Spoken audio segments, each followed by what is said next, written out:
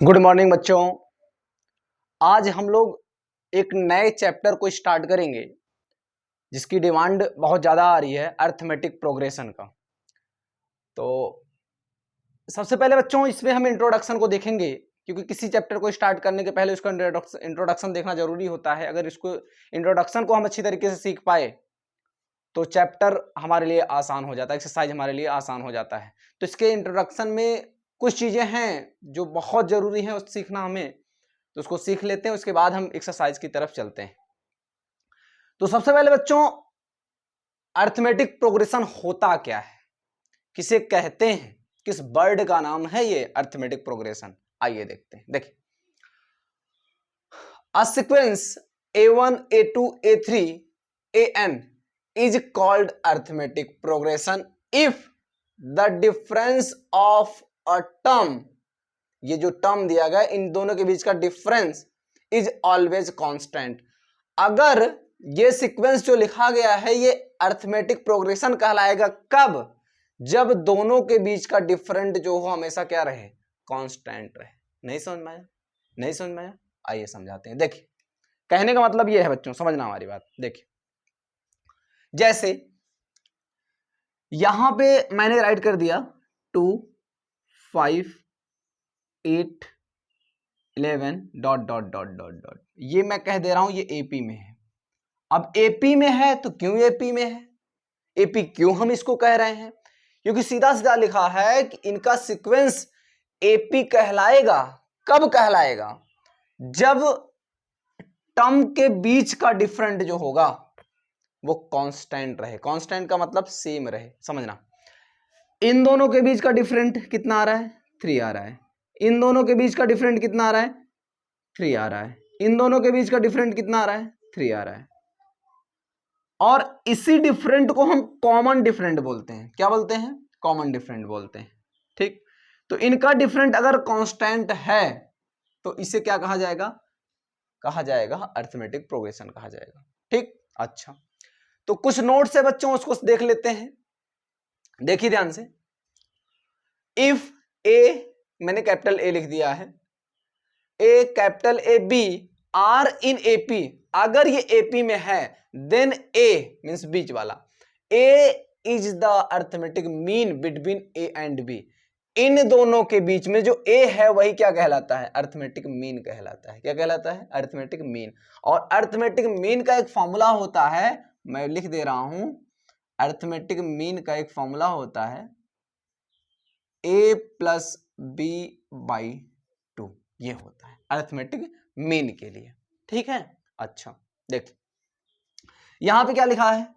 If the first term is a, first term a and common different is d, देन ये जो number अभी आपने देखा, जो कॉमन डिफरेंट, जो बीच का डिफरेंट होता है, बीच का जो डिफरेंट होता है, अगर ये बीच का डिफरेंट कांस्टेंट हो तो किस में होता है? एपी में होता है। इसका मतलब सब में क्या किया गया, आप समझिए थोड़ा सा। सब में क्या किया गया है? इसमें 3 ऐड किया गया है, और इसमें 3 ऐड किया गया है, फिर इसमें 3 ऐड किया गया है। मींस जो डिफरेंट होता है वही क्या कर दिया जाता है? ऐड किया जाता है। और डिफरेंट को मैं डी से डिनोट करता हूं। तो जब भी कोई नंबर, पहला टर्म किसी का अगर मुझे मालूम है ए है, तो उसमें मैं डी अगर लगातार ऐड करता जाऊंगा तो किस में हो जाएगा? वो एपी में हो जाएगा। जैसे यहां पे है ए में डी ऐड किया तो क्या हो गया? ए प्लस डी हो गया, फिर ए प्लस 2d होगा, ए प्लस 3d, ऐसे ऐसे जो भी नंबर होंगे सब किस में होंगे? एपी में होंगे। क्योंकि हमने लगातार हमने क्या ऐड किया? लगातार हमने डी ही तो ऐड किया। तो बीच का डिफरेंट जो आएगा वो क्या आएगा? कांस्टेंट आएगा। तो वो हम क्या कहलाएगा? फिर एपी में कहलाएगा। ठीक, अच्छा देखिए यहाँ पे nth टर्म, जहां से अब क्वेश्चन बनते हैं, समझना यहाँ पे, nth term of an AP an is equal to a plus n minus 1 into d, ये आप क्लियर कर लीजिए। देखिए nth टर्म जो भी टर्म आपसे पूछता है, nth टर्म मतलब अभी मैं nth लिखा हूं, जैसे आपसे पूछता है 6th टर्म निकालो, कौन सा टर्म? 6th, मतलब 6 नंबर पे कौन सा आता है ना, तो आप लिखो क्या, इसके प्लेस पे क्या लिखोगे? आपको निकालना है a6 equal to a plus n के प्लेस पे 6 माइनस 1 इंटू डी, ऐसे आएगा, ऐसे ही बनेगा आपका। ठीक है ना, ऐसे ही बनेगा ये। अच्छा आगे देखिए, ये वेरी इंपॉर्टेंट है क्योंकि यहां से क्वेश्चन बनता है। आप ये वाला फॉर्मूला लगा देते हो, गलत हो जाता है आपका, समझना।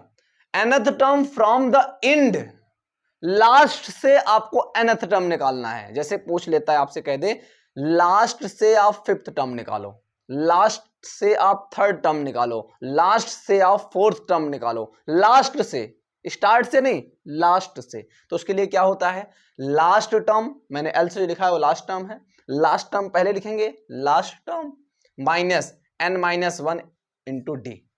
यहां पे डी क्या है, डिफरेंट है, दो टर्म के बीच का डिफरेंट है, ठीक। अच्छा, यहां देख लीजिए कुछ पॉइंट्स हैं। इफ 3 नंबर्स इन एपी, अगर 3 नंबर एपी में हैं तो whose sum is given are to be taken, let the number be. देखिए उनके नंबर कैसे लेट किए जाएंगे, समझना। अगर 3 नंबर किसमें है, एपी में है, तो a माइनस डी, ए और a प्लस डी ये लिए जाएंगे, ठीक है ना। अगर हम मान लेते हैं इफ 4 नंबर्स इन एपी, अगर 4 नंबर एपी में हैं ना, तो बाकी यही रहेगा। तो क्या हो जाएगा, ये हो जाएगा a minus D, A plus D और a प्लस 2d। ऐसे 5 नंबर अगर है, ऐसे अगर 5 नंबर हैं, 5 नंबर एपी में है, तो क्या लिखेंगे, a minus D, A plus D, A plus 2d और a प्लस 3d। ऐसे जितने भी नंबर एपी में होंगे उनको हम कैसे लिखेंगे, इसी सीक्वेंस में लिखते जाएंगे। कुछ पॉइंट्स और है बच्चों, उसको हम लोग समझ लेते हैं, उसके पहले इसको नोट कर लीजिए आप लोग।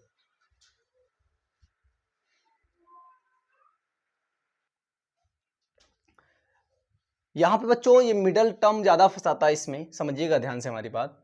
अगर आपसे किसी भी एपी में, इनफाइनाइट एपी के मिडल टर्म की बात करता है, इनफाइनाइट एपी है उसमें मिडल टर्म की बात करता है, बीच के टर्म की बात करता है, ध्यान देना मिडल टर्म की बात कर रहा है। तो इनफाइनाइट एपी है मतलब n हमारे नंबर्स हैं, टोटल n टर्म्स हैं, तो n टर्म्स हैं, जितने टर्म्स होंगे, जितने नंबर ऑफ टर्म्स होंगे वो तो दिया होगा, मींस n आपको दिया होगा। हम उसको देखेंगे अगर वो ऑड में है, क्या है, ऑड में है।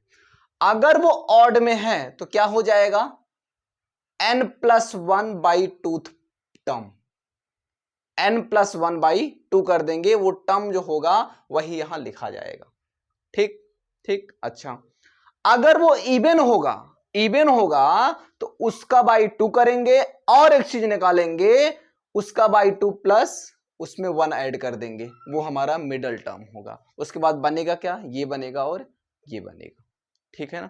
यहां अगर आपको समझ नहीं आ रहा हो तो इसको लिख लीजिए, केवल क्वेश्चन में आपको समझा दूंगा, इसका जब यूज करूंगा मैं किसी क्वेश्चन में तो समझ में आपको आ जाएगा, ठीक है ना। लेकिन ये आप समझिए कि अगर n ऑड में है तो ये लगेगा और n इवन में है तो ये और ये निकालना है मुझे, ठीक है ना।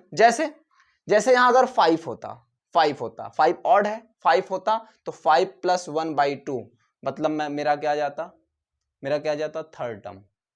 अगर टोटल 5 टर्म्स हैं उसमें मिडिल टर्म कौन माना जाएगा, फिफ्थ टर्म, वो थर्ड टर्म कौन सा माना जाएगा, थर्ड टर्म माना जाएगा। कैसे आया, n अगर 5 है तो यहां अगर 5 रखेंगे तो 5 प्लस 1 बाई 2, 5 1 6, 6 बाई 2 रखेंगे, कितना आ जाएगा, थर्ड टर्म आ जाएगा, ठीक है। अच्छा, यहां अगर मैं 6 लेता, इवन नंबर कोई ले लेता, 6 होता मान लेते हो, तो 6 होता तो 6 बाई 2 कितना आ जाता, थर्ड आ जाता, और 6 by 2 plus 1 means fourth. Third और फोर्थ के बीच का जो नंबर आता वो क्या होता, मिडल टर्म होता। क्या होता, मिडल टर्म होता है। अच्छा, लास्ट एक चीज और है, इसको समझ लीजिए, sum of n terms of an AP, n term का एपी में n टर्म का सम क्या होता है, उसको निकालने का फॉर्मूला क्या होता है, ये दो फॉर्मूले हैं आपके। यहां पे अगर फर्स्ट टर्म हो, कॉमन डिफरेंट हो, तो उसके लिए ये फॉर्मूला यूज करेंगे।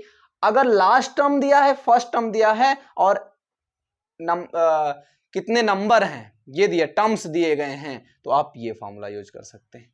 ठीक है, तो इतने फॉर्मूले हैं जो इस चैप्टर में यूज किए जाएंगे, यूज होंगे, जिनको आप नोट कर लीजिए। उसके बाद ही ये चैप्टर स्टार्ट किया जाएगा और बहुत मजा आने वाला है इस चैप्टर में बच्चों, ध्यान दीजिएगा। जब आप फार्मूले को अच्छी तरीके से क्लियर किए रहेंगे तो एक्सरसाइज इतनी अच्छी तरीके से होगी, इतना मजा आने वाला है आपको इस चैप्टर में। और इस चैप्टर से क्वेश्चन भी बहुत बनते हैं बोर्ड एग्जाम में, बहुत अच्छे अच्छे क्वेश्चन आते हैं बोर्ड एग्जाम में, आप समझ नहीं पाते हो, अच्छे अच्छे लेवल के क्वेश्चन इससे बनते हैं। और बच्चे क्या करते हैं, जब ये समझ में नहीं आता इस चैप्टर को ही स्किप कर देते हैं और काफी मार्क्स उनके कट जाते हैं।